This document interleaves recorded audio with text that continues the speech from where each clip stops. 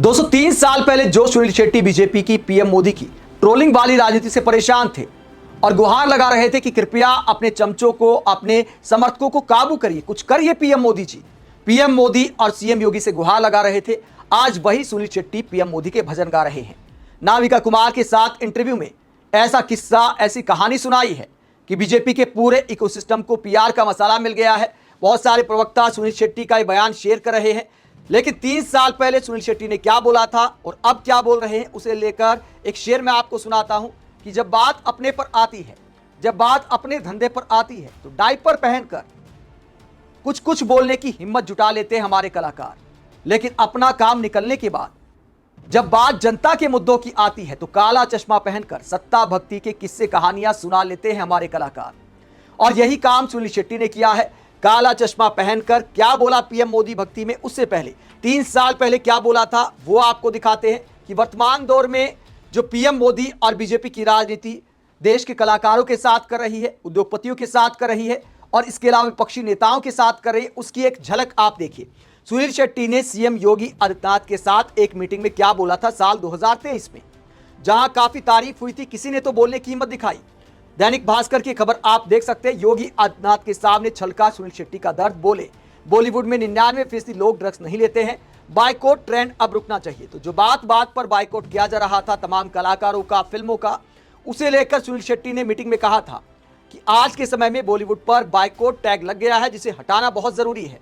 उन्होंने कहा कि बॉलीवुड में 99% लोग ड्रग्स नहीं लेते हैं, इसलिए हिंदी फिल्म इंडस्ट्री की जो इमेज खराब हुई है उसे सही करना बहुत जरूरी है। आगे उन्होंने क्या कहा था, आज के समय में जो बॉलीवुड बॉयकॉट ट्रेंड चल रहा है उसे खत्म करने की जरूरत है, क्योंकि अगर किसी टोकरी में एक सड़ा सेब है तो इसका मतलब ये नहीं कि सब वैसे ही होंगे। हम सब ऐसे नहीं हैं। हमारी स्टोरीज और म्यूजिक हमें दुनिया से जोड़ती है, इसीलिए फिल्म इंडस्ट्री पर अभी जो बाइकआउट कलंक लगा हुआ है उसे सुधारने की जरूरत है। मैं आपसे अनुरोध करता हूं कि आप ये मैसेज पीएम मोदी तक भी पहुंचाएं। यानी बात बात पर जो फिल्मों के, कलाकारों के बॉयकॉट के ट्रेंड चलते थे, उसे लेकर पीएम मोदी और सीएम योगी से गुहार लगाई थी सुनील शेट्टी ने, इस पर लगाम कसी जाए। अब सवाल ये उठता है कि पीएम मोदी को आखिरकार ऐसा क्यों बोला, सीएम योगी को आखिरकार क्यों बोला, क्योंकि सुनील शेट्टी भी इस बात को जानते हैं कि उनके समर्थक ही इस तरह के ट्रेंड सबसे ज्यादा चलाते हैं। इसीलिए सीएम योगी और पीएम मोदी को लेकर ऐसी बात बोली थी सुनील शेट्टी ने। वही सुनील शेट्टी अब पीएम मोदी के बारे में क्या बोलते हैं। बीजेपी के प्रवक्ता शिवम त्यागी ने सुनील शेट्टी का यह इंटरव्यू शेयर किया है और इस इंटरव्यू में पीएम मोदी की भक्ति में सुनील शेट्टी ने अपनी 15 महीने की पोती का क्या किस्सा सुनाया है। और उसके बाद आपको एक और बयान सुनाएंगे। एक सीनियर एक्टर हैं, वो कैसे आईना दिखाते हैं कि मोदी राज की हकीकत क्या है और कैसे सुनील शेट्टी की आंखें खोलने का काम करते, तो उनका बयान भी आपको सुनाएंगे। पहले सुनील शेट्टी को सुना जाए। नाविका कुमार के साथ इंटरव्यू में सुनील शेट्टी ने क्या बोला है। सुनील शेट्टी कहते हैं, मैं हमेशा कहता हूं कि मैं उनका बहुत बड़ा फैन हूं। मैं किसी राजनीतिक दल की बात नहीं कर रहा, बल्कि एक ऐसे नेता की बात कर रहा हूं, एक ऐसा नेता जो मुझे प्रेरित करता है, उत्साहित करता है। जितना मैं अपने देश से प्रेम करता हूं, उतना ही उस व्यक्ति के प्रति मेरे मन में सम्मान है। उनमें कुछ तो खास बात है। अगर इतनी ही खास बात है, इतने ही प्रेरित करते हैं, उत्साहित करते हैं, तो बेबस होकर 3 साल पहले भाई साहब आप क्यों गुहार लगा रहे थे, क्यों बॉयकॉट ट्रेंड को लेकर कह रहे थे कि भैया प्लीज इकोसिस्टम वालों को मनाइए, इस तरह बात बात पर ट्रेंड नहीं चलाना चाहिए, लगाम कसने की जरूरत है। इस तरह की बातें आखिरकार किसके लिए आपने कही थी, सुनील शेट्टी को बताना चाहिए। आगे कहते हैं, आप शायद विश्वास नहीं करेंगे, मेरी पोती सिर्फ 15 महीने की है। किसी ने उसे एक बार मोदी जी कहा था, बस वहीं से बात शुरू हुई। एयरपोर्ट पर किसी नैनी ने उसे मोदी जी की एक तस्वीर दिखाई थी। अब हर सुबह वो एक किताब खोलती है, उसमें साईं बाबा के साथ मोदी जी की भी बड़ी तस्वीर है। तस्वीर देखते ही वो मोदी जी कहने लगती है। फिर गणपति जी की मूर्ति के पास जाती है, लड्डू उठाती है और मोदी जी की तस्वीर को खिलाने की कोशिश करती है। यानी यहां पर सुनील शेट्टी ने पीएम मोदी को भगवान के समकक्ष रख दिया। आगे वो कहते हैं, मैंने उसे ऐसा कभी नहीं सिखाया, ना उसकी मां ने, ना उसकी नानी ने। नानी सिर्फ इतना कहती है कि मोदी जी में कुछ तो बात है। तो सुनील शेट्टी के यहां तक के बयान में बताया जाता है कि 15 महीने की पोती कैसे भगवान के समान मानती है पीएम मोदी को, उनमें कुछ तो खास बात है। अपने आप में कितना बचकाना ये बयान है। देश में क्या कुछ हो रहा है, जिस तरह विरोधी दलों को तोड़ा जा रहा है, साम दाम दंड भेद का खुला खेल चल रहा है, धर्म के नाम पर जिस तरह की राजनीति की जाती है, जिस तरह धर्म के नाम पर जहर उगलने वालों पर मोदी सरकार नरम रहती है, खुल्लम खुल्ला घटिया बयानबाजी होती है। देश के विपक्षी नेताओं से लेकर सवाल उठाने वालों को टारगेट किया जाता है, बॉलीवुड को टारगेट किया जाता है, जिसका मुद्दा 3 साल पहले सुनील शेट्टी ने उठाया था। इन सब बातों को दरकिनार करके सुनील शेट्टी अपनी 15 महीने की पोती का किस्सा सुना रहे हैं। 15 महीने के बच्चे में अपनी समझ तो होती नहीं है।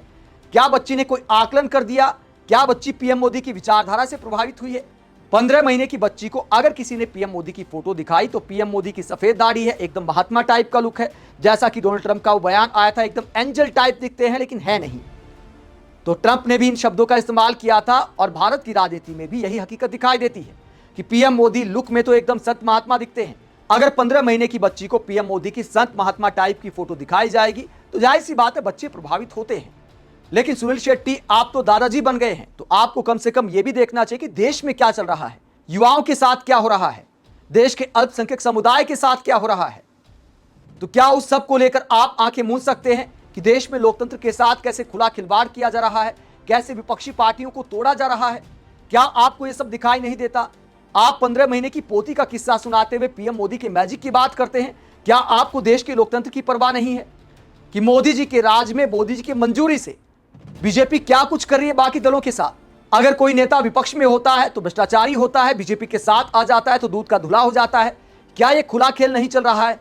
क्या सुनील शेट्टी इसको देख नहीं पा रहे हैं?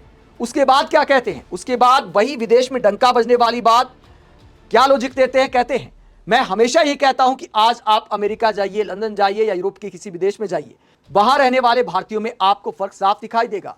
बहुत बड़ा फर्क पड़ा है और यह बदलाव बेहद स्पष्ट है। आप G7 जैसे अंतर्राष्ट्रीय मंचों को ही देख लीजिए, नेताओं ने क्या कहा इसे छोड़ दीजिए, ऑडियो बंद कर दीजिए। मैं एक विजुअल माध्यम का इंसान हूं, मेरे लिए सिनेमा सबसे पहले एक विजुअल माध्यम है। आवाज तो बाद में आई, पहले तो मूक फिल्में होती थी, यानी साइलेंट फिल्में होती थी, इसलिए आवाज हटा दीजिए और सिर्फ दृश्य देखिए, नेताओं की बॉडी लैंग्वेज देखिए, उनके हाव भाव समझिए। बहुत कुछ बिना शब्दों के भी समझ में आ जाता है। तो यहां पर पीएम मोदी के चलने की, गले मिलने की और शायद गलबैया करने की तारीफ करते सुनील शेट्टी, लेकिन जब ऑपरेशन सिंदूर हुआ तो हमारा साथ किन देशों ने दिया? क्या एक भी ताकतवर देश ने हमारे समर्थन में कोई बयान दिया? हम सोचते थे कि अमेरिका हमारे साथ है। आज डोनाल्ड ट्रंप जितना प्यार भारत पर लुटाते हैं उतना ही प्यार पाकिस्तान पर लुटाते हैं। पिछले कुछ महीनों की बात करें तो पाकिस्तान पर कुछ ज्यादा ही प्यार लुटाया है। तो हमारे साथ दुनिया का कौन सा ताकतवर देश खड़ा है? क्या सुनील शेट्टी बता सकते हैं? जहां तक अच्छे अच्छे बयानों की बात है तो ऐसे बयान मनमोहन सिंह के जमाने में भी दिए जाते थे। उस जमाने में ना तो सोशल मीडिया इतना बड़ा था, ना इस तरह की इवेंटबाजी होती थी, ना पीएम मोदी की तरह इतनी शोबाजी की जाती थी कि जहां भी जाएंगे भारतीय समुदाय को बुलाया जाएगा, वो मोदी मोदी के नारे लगाएंगे। उसके बाद एक ट्रेंड बन जाता है, हमारा मीडिया उसमें मसाला लगाता है, दिन रात पीएम मोदी के बारे में अच्छी अच्छी बातें की जाएंगी, विपक्ष को टारगेट किया जाएगा। तो ये सारी बातें असर करती हैं। तो कुल मिलाकर मीडिया मैनेजमेंट का ये कमाल है। और साथ में मीडिया मैनेजमेंट के साथ साथ हमारे बॉलीवुड कलाकार भी उसमें किस्से कहानियां जोड़ देते हैं। जब हर तरफ से पीएम मोदी के बारे में अच्छा अच्छा बोला जाता है तो उसके बाद देश के जो असल मुद्दे हैं, जिन मुद्दों पर मोदी सरकार नाकाम है, जो देश के अल्पसंख्यक समुदाय के साथ हो रहा है, वो सारे मुद्दे गौण हो जाते हैं।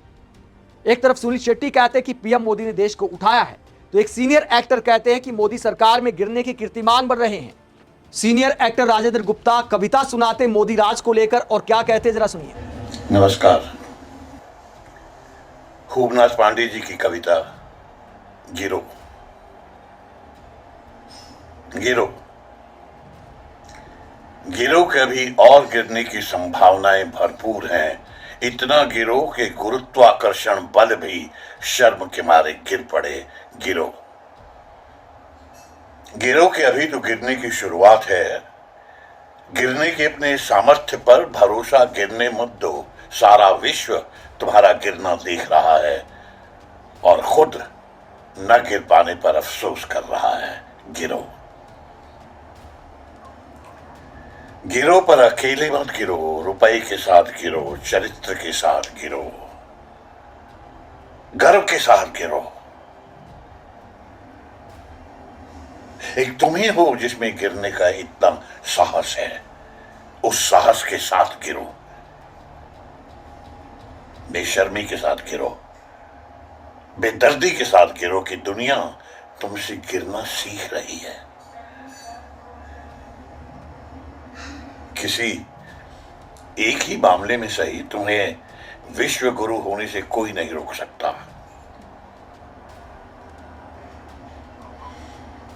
आने वाली पीढ़ियां तुम्हारे गिरने में अपने गिरने की संभावनाएं तलाश करेंगी और वो तुमसे भी ज्यादा गिरने का पराक्रम करेंगी। उनके पराक्रम पर यकीन करते हुए जरा और जोर से गिरो, थोड़े शोर से गिरो, चारों ओर से गिरो, निपट भोर से गिरो और गिरते रहो, गिरते रहो। ये सच है कि इससे पहले तुम्हारी तरह कोई नहीं गिरा, इसका कोई नहीं गिला। बल्कि तुम्हें तो खुश होना चाहिए कि सदियों से खड़े समाज को तुम गिरना सिखा रहे हो। एक ही जगह खड़े खड़े लोग जड़ हो गए थे, उन्हें जड़ से तुम ही हटा रहे हो। ये कोई आसान काम नहीं है जो तुम जमाने को बता रहे हो कि जो गिरने में असमर्थ है वो तुम्हारी आलोचना करेंगे, तुम्हारी निंदा करेंगे, पर इन सब से घबराना नहीं, गिरने से डगमगाना नहीं। आज तक जो कुछ न गिरने के लिए प्रतिबद्ध था वो सब लेके गिरो। धर्म लेकर गिरो, कर्म लेकर गिरो, देश लेकर गिरो, भेष लेकर गिरो, पेड़ लेकर गिरो, रेड़ लेकर गिरो, पानी लेकर गिरो, पहाड़ लेकर गिरो, सामान लेकर गिरो, भालों लेकर गिरो, प्रकृति लेकर गिरो, संस्कृति लेकर गिरो, विकृति लेकर गिरो। गिरो गिरो वर्तमान सदी के महानतम महापुरुष। पूरी कायनात को दिखा दो कि तुम और कितना गिर सकते हो। कल हो सकता है कि तुम्हारा गिरना देखकर ही लोगों में उठने की कामना जाग उठे और आने वाली पीढ़ियों को उठने का अर्थ बताने के लिए, कम और ज्यादा गिरने का फर्क बताने के लिए गिरो, बिना किसी की फिक्र, सिर्फ और सिर्फ गिरो। गिरते रहो जब तक कि गिरने की प्रक्रिया निष्क्रिय न हो जाए। गिरो गिरो। धन्यवाद। तो राजनीति के मोदी काल में गिरने के कैसे कीर्तिमान बन रहे हैं और गिरने में हम कैसे विश्वगुरु हो सकते हैं, बहुत कुछ बोलने की हिम्मत दिखाई है सीनियर एक्टर राजेंद्र गुप्ता ने। सच्चाई का आईना दिखा दिया है, रोंगटे खड़े करने वाली कविता है। और आज के दौर में इतना बोलने की हिम्मत बहुत कम कलाकारों के पास है, वरना सुनील शेट्टी की तरह भजन गाना आसान है, देश की हकीकत से आंखें मूंद कर पीएम मोदी को भगवान के समकक्ष बताना आसान है, क्योंकि अपना काम बनता, भाड़ में जाए जनता। देश में लोकतंत्र के साथ कैसे खिलवाड़ हो रहा है, इस पर क्या हकीकत हमारे बॉलीवुड के कलाकारों को दिखाई नहीं देती है। आप इस पूरे मसले को लेकर क्या सोचते हैं, कमेंट बॉक्स में अपनी राय जरूर दें, साथ ही चैनल को सब्सक्राइब भी करें। नमस्कार।